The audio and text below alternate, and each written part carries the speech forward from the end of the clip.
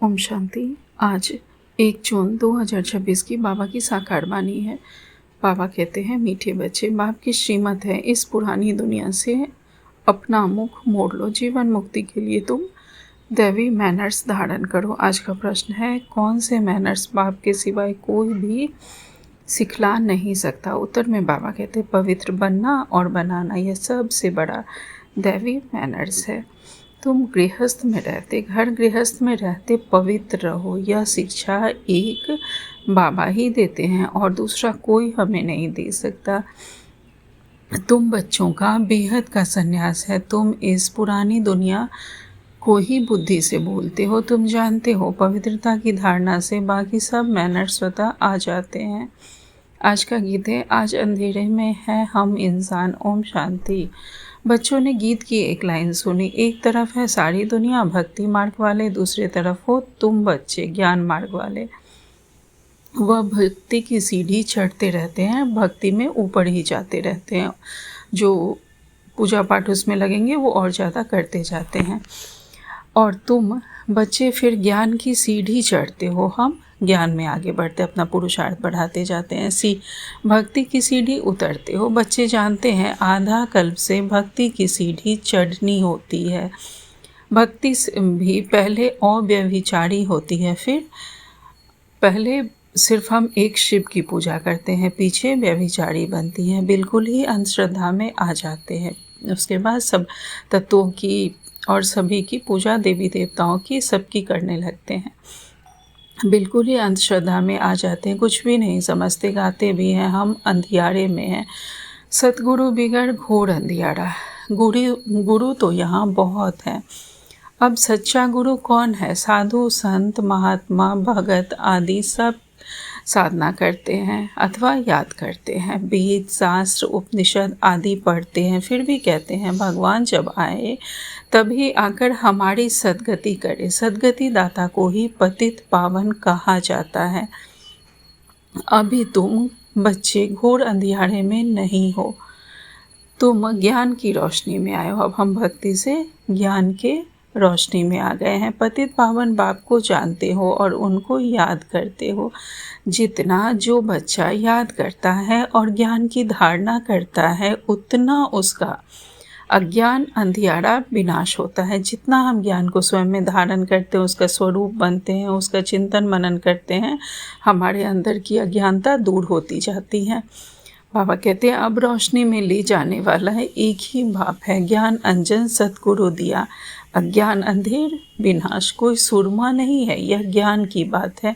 ज्ञान के साथ योग भी रहता है जरूर। जो मनुष्य भक्ति सिखलाते हैं तो उससे भी योग रहता है।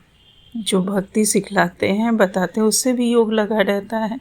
अब तुम बच्चों का बुद्धि योग लगा हुआ है निराकार परम पिता परमात्मा के साथ।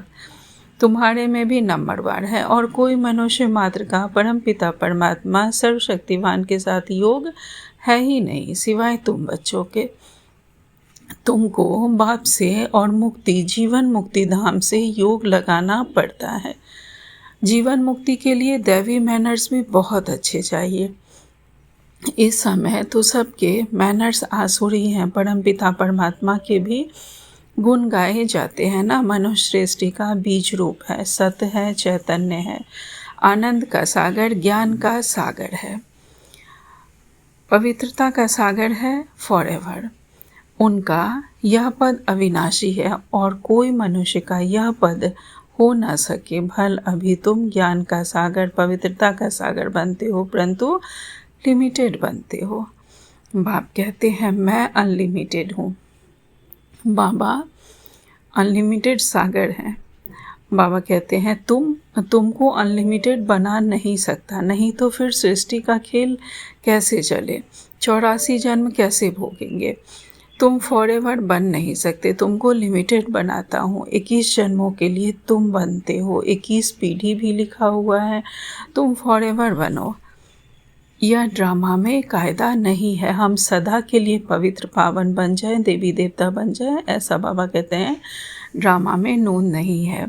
मैं तो हूँ ही एवर प्योर, मैं रहता ही हूँ परम धाम में। मेरे पास ज्ञान, पवित्रता आदि है ही है, तुम भूल जाते हो। तो इस समय बाप आकर बच्चों को घोर अंधियारे से निकाल ज्ञान और योग से पवित्र बनाते हैं, और कोई ऐसे कह ना सके कि मैं परम धाम से आया हूँ। अब मुझे याद करो, यह मेरे महावाक्यों की कोई कॉपी नहीं कर सकते। मैं आता ही हूँ तुम बच्चों को 21 जन्मों के लिए राजाओं का राजा बनाने। तो बनना चाहिए ना, बनेंगे भी वह जो कल्प पहले बने थे। तुम जानते हो कितने बच्चे पवित्र बनते हैं, कितने अजामिल जैसे पापी बन जाते हैं, कितने अशुद्ध मैले बन जाते हैं। बाप को आकर मैले कपड़े साफ करना पड़ता है, आत्मा ही मैली बनती है। आत्मा को समझाते हैं, तुमको माया ने कितना मैला बनाया है। सिर्फ एक इस जन्म की बात नहीं, यह तो जन्म जन्मांतर की बात है, जो आत्मा को साफ करने के लिए लक्ष्य सौंप देता हूँ। आत्मा को साफ करने के लिए बाबा हमें लक्ष्य देते हैं। ये लक्ष्य रूपी साबुन से हम स्वयं को साफ करते हैं। बाबा कहते हैं, मुझे याद करो तो तुम्हारी आत्मा जो बुझी हुई है वह इस योग से जग जाएगी। जितना जितना मुझ बाप को याद करेंगे, स्मृति दिलाते हैं, तुमको हमने स्वर्ग में भेजा था, फिर माया ने मैला बना दिया है, अब फिर मैं तुमको स्वर्ग का मालिक बनाने आया हूँ। मैं इस ब्रह्मा तन से शिक्षा दे रहा हूँ। आत्मा से बात करते हैं, हे बच्चे, लौकिक बात की विस्मृति करो। दे सही दे के सब संबंधी भूल कर मुझे अपने बाप को याद करो, तो तुम्हारी आत्मा साफ होती जाएगी। फिर तुमको शरीर भी भविष्य में नया मिलेगा। फिर तत्व आदि सब सत्व प्रधान हो जाते हैं। बाप कहते हैं, अब इस पुरानी दुनिया को भूलते जाओ, मुझे याद करो, तो तुम मेरे पास आकर फिर स्वर्ग में जाएंगे। यह पुरानी दुनिया है, इसमें कोई चीज़ बनाते हैं तो उस पर नया नाम रख देते हैं। जैसे कोई नई दिल्ली पुरानी दिल्ली कहते हैं, परंतु दुनिया तो पुरानी है ना।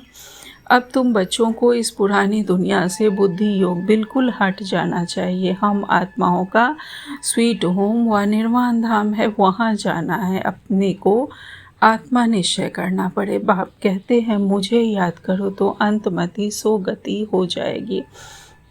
मनुष्य जो अनेकों को याद करते हैं, कोई किसी गुरु को, कोई कृष्ण को, श्री कृष्ण आदि कहाँ गए यह कोई नहीं जानते, यह नहीं समझते। पुनर्जन्म में सबको आना है, यह रस्म रिवाज सृष्टि के आदि से चली आती है। सतयुग आदि में देवी देवताएं हैं, जरूर पुनर्जन्म वहाँ से ही शुरू होगा। पहले पहले है श्री कृष्ण फर्स्ट पवित्र मनुष्य, उनकी महिमा जास्ती है, लक्ष्मी नारायण की इतनी नहीं है। क्योंकि बच्चे पवित्र सतो प्रधान होते हैं, तो महिमा बच्चों की गाई जाती है। श्री कृष्ण की बहुत महिमा है, परंतु यह नहीं जानते कि कृष्णपुरी है कहाँ। बैकुंठ कहते भी हैं सतयुग को, फिर पता नहीं श्री कृष्ण को द्वापर में क्यों कह दिया। वही चीज़ दूसरे कोई नाम रूप देश में आ ना सके, वही नाम रूप दूसरे जन्म में हो नहीं सकता। श्री कृष्ण तो सतयुग में था, तुम जानते हो। यह जगत अम्बा जगत पिता आकर लक्ष्मी नारायण बनते हैं। सतयुग को कृष्णपुरी कहा जाता है, अब है कंसपुरी। यह सब आसुरी नाम थे, वहाँ थे दैवी संप्रदाय, यहाँ है आसुरी संप्रदाय। बाप बैठ बच्चों को संगम पर समझाते हैं। वह बाप है रचयिता, उनको कहा जाता है मनुष्य सृष्टि का बीज रूप। तो जरूर नहीं मनुष्य सृष्टि रचेंगे। तुम गाते भी हो, बाबा आप पतित पावन हो, इस पतित सृष्टि को आकर पावन बनाओ। पावन सृष्टि रच पतित सृष्टि का विनाश कराओ। बरोबर ब्रह्मा द्वारा पावन सृष्टि रच शंकर द्वारा पतित सृष्टि का विनाश कराते हैं। यह बातें और कोई नहीं जानते हैं। अभी तुम बच्चे बाप के साथ योग लगाते हो, तुम देखते हो बाबा मैले कपड़ों को सटका लगाते हैं, कोई तो फट जाते हैं, कोई टूट पड़ते, कोई तो बहुत मैले अजामिल जैसे पापी हैं जो बिल्कुल भी धारणा नहीं करते। बाप कितनी अच्छी बातें समझाते हैं। मीठे लाडले बच्चों, मुझ मोस्ट विलवेड बाप को याद करो। मोस्ट विलवेट सुख धाम को याद करो, यह भी तुम जानते हो दुनिया में कोई को पता नहीं है। यह तो अब है अति दुख धाम। मनुष्य त्राही त्राही करते रहते, एक दो को मारते रहते हैं, फिर कहते हैं भगवान रक्षा करो। यह जरूर मुख से निकलेगा, बाप तो लिबरेटर है। तुम जानते हो बाप आए हैं हम बच्चों को इन पर्टिकुलर और सबको इन जनरल सुखधाम में ले चलने के लिए। तुम बच्चों में भी नंबरवार है जिसको यह नशा है। यह पढ़ाई कोई कम नहीं है, पढ़ाते भी देखो किसको हैं। अजामिल जैसी पापी आत्माओं को पढ़ाकर स्वर्ग का मालिक बना देते हैं। तमो प्रधान तो सब हैं, उनको सतो प्रधान दुनिया में ले जाना पड़ता है। बच्चों को बार बार समझाते हैं कि यहाँ दैवी गुण धारण करने हैं, यहाँ तुमको एम ऑब्जेक्ट बुद्धि में है। यह पवित्रता के मैनर्स और कोई सिखला नहीं सकते। सन्यासी तो घर बार छोड़ा देते हैं, यहाँ बाप कहते हैं तुमको घर बार नहीं छोड़ना है, तुमको तो इसी पुरानी दुनिया में इस पुरानी दुनिया को छोड़ना है तुम्हें। वह है हद का सन्यास और यह है बेहद का सन्यास। उन सन्यासियों को भी कितना मान मिलता है। साधु समाज गवर्नमेंट को भी मत राय देते हैं। आगे चलकर यह सन्यासी आदि भी तुम माताओं के चरणों में गिरेंगे। माताओं बिगड़ उन्हों का भी उद्धार हो नहीं सकता, क्योंकि तुम नॉलेज देते हो। बाकी चरणों में गिरने की बात नहीं है। हाँ, कोई नमस्ते व राम राम करते हैं तो रिस्पॉन्ड देना होता है। बाबा भी कहते हैं बच्चे नमस्ते, मैं तुम बच्चों को अपने से भी ऊंच बनाता हूँ, तुमको ब्रह्मांड और सृष्टि दोनों का मालिक बनाता हूँ और मैं वानप्रस्थ में चला जाता हूँ। परंतु तुम्हें श्रीमत पर भी चलना पड़े, इस पुरानी दुनिया से मुख मोड़ना पड़े। राम रावण और सीता का खिलौना है ना। सीता राम को पीट कर देती है, सीता रावण को पीट कर देती है और राम की तरफ मुख कर देती है। श्री कृष्ण का भी चित्र है, नर को लात मार रहा है और स्वर्ग का गोला हाथ में है। बुरी चीज़ों की तरफ पीट कर देते हैं और अच्छी चीज़ों की तरफ राम की तरफ मुख कर देते हैं, अर्थात सतयुग की तरफ मुख कर देते हैं। श्री कृष्ण भी स्वर्ग का गोला हाथ में लिए और नर को लात मार रहे हैं। बाप बहुत अच्छी रीति समझाते हैं, परंतु बिरला व्यापारी यह व्यापार करे। जो कोई होते हैं वही यह व्यापार बाबा के साथ कर सकते हैं। बाप तो अपना पुराना तन मन धन दे। बाबा को हम सब अपना पुराना तन मन धन देकर नया ले, यह बड़ा फर्स्ट क्लास इंश्योरेंस है। बाप कहते हैं तुम अपनी आत्मा पवित्र बनाएंगे तो फिर शरीर भी पवित्र मिलेगा, फिर तुम स्वर्ग की रजाएं करेंगे। इसलिए उनको सौदागर जादूगर कहते हैं। पतित को पावन बनाना है, यह ईश्वरीय जादूगर कहेंगे ना। बाप कहते हैं नरकवासियों को स्वर्गवासी बनाओ। कैसा फर्स्ट क्लास जादू है, इसमें प्राप्ति बहुत है। बाप कहते हैं राजाओं का राजा बनो, फॉलो करो। बाप बैठे हैं ना, यह अधर कुमार है, मम्मा कुमारी है। ब्रह्मा बाबा अधर कुमार है, मम्मा कुमारी कन्या है, तो फॉलो करना पड़े।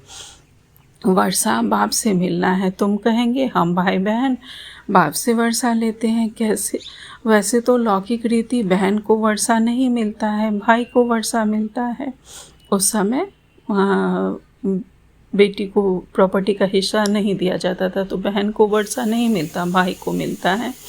यहाँ तो तुम सबको मिलना है, क्योंकि तुम सब आत्माएं हो ना।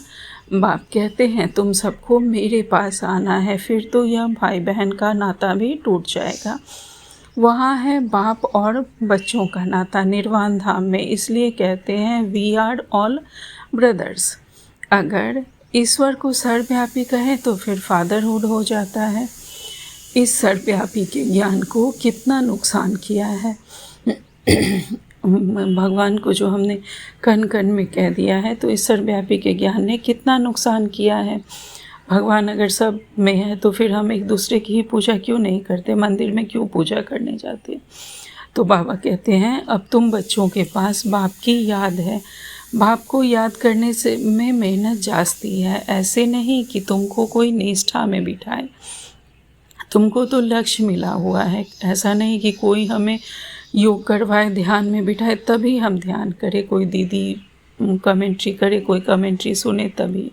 बाबा कहते तुम्हें तो लक्ष्य ही यही मिला है कि चलते फिरते भगवान को याद करो। बाबा कहते यहाँ तो तुम मुरली सिर्फ बैठ सुनाते हो, योग तो तुम्हारा सदैव रहता है। मुरली सुन फिर चलते फिरते याद में रहना है।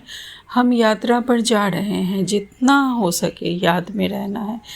8 घंटा सर्विस करो, वह भी छूट है, बाकी टाइम देना है। मूल बात है ही पवित्रता की, तुम जानते हो।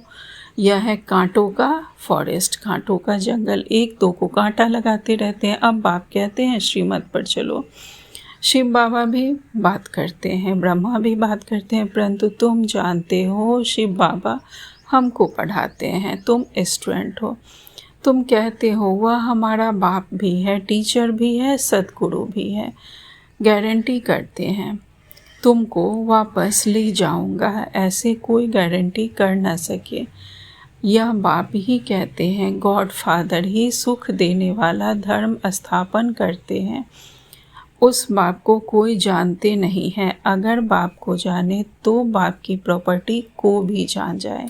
परमात्मा का सत्य परिचय मिले तो जान जाए कि परमात्मा के द्वारा हमें कौन सी प्रॉपर्टी मिल रही है, कैसे भगवान हमें देवी देवता बना रहे हैं और सतयुग की प्रॉपर्टी दे रहे हैं। अच्छा, मीठे मीठे सिखिंदे बच्चों प्रति माता पिता बाप दादा का याद प्यार और गुड मॉर्निंग। रूहानी बाप की रूहानी बच्चों को नमस्ते। हम सब रूहानी बच्चों की रूहानी माता पिता बाप दादा को याद प्यार, गुड मॉर्निंग और नमस्ते नमस्ते नमस्ते। शुक्रिया बाबा, आपका पद्मा पदम शुक्रिया। इस धारणा के लिए मुख्य सार में बाबा ने पहली पॉइंट कही है, एम ऑब्जेक्ट को सदा सामने रख, दैवी गुण धारण करने हैं, सतो प्रधान दुनिया में चलने के लिए पवित्रता के मैनर्स अपनाने हैं, बुद्धि से बेहद काब हमें संन्यास करना है। दूसरी पॉइंट, मोस्ट वेलवेट पाप को और अपने सुखधाम को याद करना है। इस दुखधाम से अब हमें अपने बुद्धि योग को निकाल देना है। आज बाबा ने हमें वरदान दिया है गुण मूर्त भाव। बाबा कहते हैं सर्व के गुण देखने व संतुष्ट करने की उत्कंठा द्वारा सदा एक रस उत्साह में रहने वाले गुण मूर्त भाव। विस्तार में बाबा कहते सदा एक रस उमंग उत्साह में रहने के लिए जो भी संबंध में आते हैं उन्हें संतुष्ट करने की उत्कंठा हो। जिसको भी देखो, जिसको भी हम देखें उससे हमें सिर्फ गुण उठाते रहना है। सर्व के गुणों का बल मिलने से उत्साह सदा काल रहेगा। सर्व के गुणों को देखेंगे तो वो बल हमारे अंदर भी बढ़ेगा, हमारे अंदर भी गुणों का विस्तार होगा। बाबा कहते हैं तो उत्साह सदा काल के लिए रहेगा। उत्साह कम तब होता है जब औरों के विन विन स्वरूप, विन विन बातें देखते सुनते हो, लेकिन गुण देखने की उत्कंठा हो तो एक रस उत्साह रहेगा। और सर्व के गुण देखने से स्वयं भी हम गुणमूर्त बन जाएंगे। स्लोगन में बाबा कहते हैं बेहद के वैराग्य वृत्ति का फाउंडेशन मजबूत हो तो सेकंड में अशरीरी बनना सहज है। और व्यक्ति सारे इस महीने की थीम है सदा हर्षित रहने के लिए अपनी नेचर को सरल बनाओ, सहनशील बनाओ। विस्तार में अपने इस चेहरे को सदैव हर्षित बनाना यह संगम युग की सबसे बड़ी गिफ्ट है। चेहरे पर कभी भी कोई परेशानी की रेखा ना हो। जैसे संपूर्ण चंद्रमा कितना सुंदर लगता है वैसे अपना चेहरा सदैव हर्षित रहे। चेहरा ऐसा चमकता हुआ हो जो और भी आपके चेहरे में अपना रूप देख सके। इसके लिए अपनी नेचर को सरल बनाओ, सहनशील बनो। अच्छा, ओम शांति, शुक्रिया।